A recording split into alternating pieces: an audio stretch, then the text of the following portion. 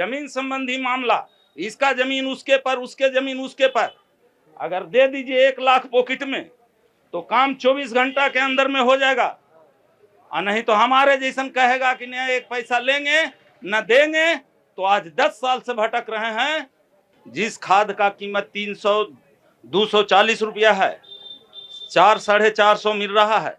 और नहीं तो आप मेरे साथ चलिए, जिस दुकान में मैं खरीदता हूं उस दुकानदार से पूछिए कि इस खाद का कीमत कितना है। आज बोधगया विधानसभा पे आरजेडी का विधायक है, तो इसमें हम लोग नीतीश बाबू क्या करेंगे? नीतीश बाबू तो पूरे बिहार के लिए कर रहे हैं। आपकी आवाज को सुनने आ रही है प्रभात खबर इलेक्शन एक्सप्रेस। देखते रहिए प्रभात खबर इलेक्शन एक्सप्रेस। नमस्कार, मैं प्रेरणा आप सभी का स्वागत करती हूं प्रभात खबर के इलेक्शन एक्सप्रेस में। प्रभात खबर के इलेक्शन एक्सप्रेस बिहार की 243 विधानसभाओं में जाकर के वहां की जन समस्याओं के बारे में जान रही है, क्योंकि आने वाले 2 महीने में लोकतंत्र का महापर्व यानी कि मतदान शुरू होने वाला है। और ऐसे में लोगों की जो समस्याएं 2020 में थी, क्या वो समस्याएं अभी भी बनी हुई हैं या फिर उन समस्याओं में कितना सुधार हुआ है और कितने सुधार होने की ज़रूरत है, ये हम यहाँ की जनता से जानेंगे। इस वक्त हम मौजूद हैं बोधगया विधानसभा क्षेत्र के गांधी चौक में और जनता जो है वो हमारे साथ है। जनता से जुड़ते हैं और जानते हैं क्या कुछ समस्याएं इन्हें हैं, क्या कुछ समस्याएं हैं जिनका 5 वर्षों में जो है वो निदान होना चाहिए था, लेकिन अब तक निदान नहीं हो पाया है। हमारे हिसाब से तो लगभग जो हमारी गठबंधन का सरकार चल रहा है उसमें काफ़ी कुछ हुआ है, लेकिन हम ये भी नहीं कह सकते कि कुछ बाकी नहीं है, ये होते रहेगा। क्या कुछ बाकी है? पहला जो पलायन है उसका एक रोजगार का मुद्दा है, बस। उसके बाद तो सारा विकास लगभग जो है, बिजली, पानी, रोड, सड़क, इसमें कहीं कोई कमी नहीं है। शिक्षा में भी कोई कमी नहीं है। और कौन सी ऐसी मूलभूत सुविधाएं हैं क्षेत्र की जो मिलनी चाहिए लेकिन अभी तक नहीं मिल पाई है? देखिए, यहाँ पर तो कॉलेज, यूनिवर्सिटी, आईएम सब आ ही गया है। ऐसा तो कुछ है नहीं, मेट्रो वगैरह, रेल वगैरह सबका तो हो ही गया है। तो मेरा समझ से लग रहा है कि बोधगया इंटरनेशनल प्लेस है, यहाँ पर हर सुख सुविधा है और इंटरनेशनल हवाई अड्डा भी हो गया है। तो यहाँ ऐसा कुछ कमी नहीं है, कोई भी कमी नहीं है, सारा काम पूरा हो चुका है। पूरा हो गया और कुछ जो आधा अधूरा बचा हुआ भी है उसको पूरा किया जाए। बिल्कुल। रोजगार को लेकर के बोधगया में क्या कुछ है, क्योंकि कई सारी यूनिवर्सिटी है, आईआईएम भी यहाँ पे है, जहाँ पे प्रोग्राम्स भी कई सारे होते हैं। तो रोजगार को लेकर के कौन सी व्यवस्थाएं यहाँ पे की गई है? रोजगार के लिए यहाँ पे महाबोधि मंदिर है, पर्यटन क्षेत्र से यहाँ पे बहुत सारे बाहर से भी लोग आकर यहाँ पर लोगों को रोजगार मिल रहा है। आईआईएम खुला है यहाँ, उससे भी लोगों को बहुत सारे को रोजगार मिला है। आईआईटीटीएम है यहाँ, आईएचएम है यहाँ, और बोधगया से थोड़ी नज़दीक दूरी पर सेंट्रल यूनिवर्सिटी भी है यहाँ। तो बहुत कुछ मिला है बोधगया को एनडीए की सरकार में।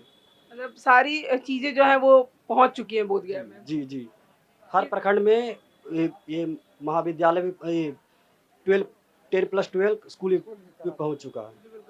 कौन सी समस्याएं जो है जिसे लेकर 2025 में वोट करने के लिए आप लोग जाएंगे? जो मूलभूत जो समस्या सामने आएगा उसको लेके जाएंगे। अभी कौन सी ऐसी समस्याएं मूलभूत नजर आ रही हैं जिसे लेकर के मन में ये विचार हो रहा हो कि 2025 में इन्हीं सब मुद्दों को लेकर के जो है वो मतदान केंद्र जाएंगे? हेल्थ से कुछ जुड़ा हुआ समस्या रहेगा, कम्युनिकेशन के लेकर समस्या, एजुकेशन के लेकर रहेगा, वो सब लेके जाएंगे। एजुकेशन को लेकर के समस्याएं हैं, वैसा तो है, लेकिन फिर भी जो है ऐसा थोड़ी है कि ये बहुत सारा उस पर काम हो चुका है, लेकिन कुछ है तो उस पर कुछ बाकी भी है। किया जाएगा। कौन सी मूलभूत सुविधाएं हैं जिनका समाधान अभी तक क्षेत्र में नहीं हो पाया है? यहाँ तो तरह पूरा हो गया है, पूरा हो गया। बाकी काम तो सब चालू है, सब ठीक काम हो रहा है। काम चालू है सारा? हाँ हाँ, चालू भी है और चालू होने वाला भी है। और किसान के लिए तो सुविधा दिया जाए, और इधर से वोट मोदी सरकार से पड़ेगा। किसान के लिए क्या सुविधा चाहिए? किसान के लिए वही खाद के लिए तो उसे रेट कम होना चाहिए। डीपी, यूरिया, पोटास जो ये सब है से बहुत हाई पावर पे अभी रेट है। किसानों की समस्या एक मुद्दा यहाँ पर है बना हुआ। हाँ, डीएपी अभी 1800 रुपये बोरा है, पोटास है 1800 से है, और फास्फेट 800 रुपये बोरा है। ये सब का रेट तो उसे सूचना कम होना चाहिए। बिल्कुल। किसानों की समस्या की इन्होंने बात की। किसानों की और कौन सी प्रमुख समस्याएं हैं जो कि मुद्दा बन सकती है चुनाव में? किसान का जो समस्या है अभी तक कोई सरकार ने उसको निदान नहीं कर पाया है। हाल में मुहाने नदी में जो तूफान आया है, उनका बीवी बच्चा, दुनियादारी, घर द्वार, कपड़ा सब ढह गया। लेकिन अभी के जो सरकार है सिर्फ पाव रोटी जान के दे देती है और आन के एसी में बैठ जाते हैं। बेचारा अनाज बिना और कपड़ा बिना तड़प रहा है, खाद बिना तड़प रहा है। जिस खाद का कीमत 240 रुपया है, 400-450 मिल रहा है। और नहीं तो आप मेरे साथ चलिए, जिस दुकान में मैं खरीदता हूँ उस दुकानदार से पूछिए कि इस खाद का कीमत कितना है। तो इसके ये जो समस्या आप बता रहे हैं, तो इसे लेकर के शिकायत करने की कोशिश नहीं की आपने? किसके नजदीक शिकायत करिएगा? शिकायत अगर जन प्रदर्शन के माध्यम से कीजिएगा तो ये सरकार लाठी मार मार के जमीन पर गिरा देती है। आशा है अपने हक अधिकार के लिए जब मांग करती है तो महिला पर भी ये लाठी बरसाती है। शिक्षक लोग अगर काम करने के लिए जाता है कि वो वेतन बढ़ाओ या हमारे ऊपर किस तरह का जो लगाम लगाया जाता है, उस जब सरकार के आगे आंदोलन करती है तो उसको भी लाठी से मार के गिरा दिया जाता है। कौन आदमी इस सरकार के आगे जाएगी कि हमको ये तकलीफ है और हमको समाधान कीजिए। आज ब्लॉक है, जमीन संबंधी मामला, इसका जमीन उसके पर, उसके जमीन उसके पर। अगर दे दीजिए 1 लाख पॉकेट में तो काम 24 घंटा के अंदर में हो जाएगा। और नहीं तो हमारे जैसन कहेगा कि नहीं एक पैसा लेंगे न देंगे, तो आज 10 साल से भटक रहे हैं, काम नहीं होगा। राइट काम, आजीब काम नहीं होगा। बिना पैसा तो नहीं। घुसखोरी अनंत हो गया है, माँ बहनों पर अत्याचार अनंत हो गया है। हाल में ये एम्बुलेंस जो होमगार्ड के अभ्यर्थी थी, महिला दौड़ते दौड़ते बेहोश हो गया। वहां के विभाग ने उसको एम्बुलेंस में भर के और दिया जान के कहा कि मेडिकल जाइए, बीच में उसके साथ बलात्कार होता है।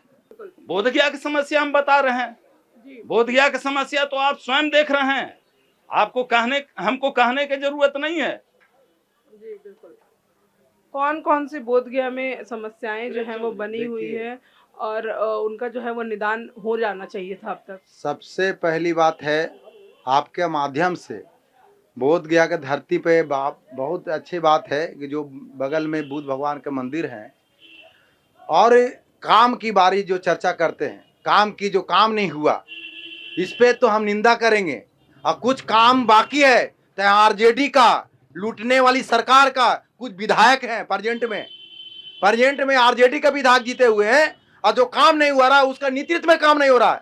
बाकी बात एनडीए सरकार की नीतीश बाबू के सरकार में, भाजपा की सरकार में ऐसा कोई काम नहीं बाकी है जो नहीं हो रहा है। आज इसका निर्देश सरे जाता है समझित पासवान।